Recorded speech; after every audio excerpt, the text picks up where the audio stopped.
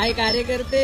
ओम साईराम. आज कुठं दावरा? अरे दौऱ्यावरनं आलोय आज. आपला मित्र आहे ना एक, त्याचा कांदे पोहायचा कार्यक्रम होता, तिथे थोडा प्रॉब्लेम झाला होता, तोच सॉल्व्ह करून आलोय. प्रॉब्लेम असा झाला होता की मुलगा चांगल्या कंपनीत कामाला आहे, चांगल्या पोस्टला कामाला आहे, स्वतःचं घर पण आहे, फक्त सॅलरी 20,000 आहे. मुळात हा प्रॉब्लेम नाहीच आहे, पण फक्त 20,000 पगार म्हणून मुलीकडचे नकार देत होते. अरे पण मुलगी पण जॉब करत नाही ना, तिने फक्त पार्लरचा कोर्स केलाय, तरी पण मुलगा होकार देत होता. कारण मोस्ट ऑफ द मुलं हे पैसे बघत नाही. तिच्या घरच्यांची काय मागणी होती माहिती का? मुलाची शेत जमीन असावी, स्वतःचं घर असावं, 4 व्हीलर कार असावी, पैसा असावा. मी पण एक बॉम्ब टाकला. मग आपल्या भाऊंची जमीन आणि घर आहे ना, ते मुलाच्या नावावरती दाखवलं आणि त्यांना असंच मजेमध्ये बोललो की आम्हाला 15 लाखाचा हुंडा पाहिजे. घेणार तर नव्हतं, पण असंच बॉम्ब म्हणून टाकला. तिच्या बाबांच्या गेला ना मग कपडा. त्यांना बोललो तुमच्या मुलीला तो जमीन देतोय, गाडी देतोय, पैसे देतोय, घर देतोय, 15 लाख तर तुम्ही देऊच शकता ना. बाबाच उचलले ना मग, असं कसं तुम्ही हुंडा मागता, आमची सोन्यासारखी मुलगी देतोय की तुम्हाला. अरे मग मुलगा काय प्लास्टिकचा आहे का? आपण पण लय डेंजर आहे. समोरच्यांची सगळी खबर काढली होती. जेव्हा तिच्या बाबांचं लग्न ठरलं होतं ना, तेव्हा ते 10वी नापास होते, प्लस जॉब पण करत नव्हते.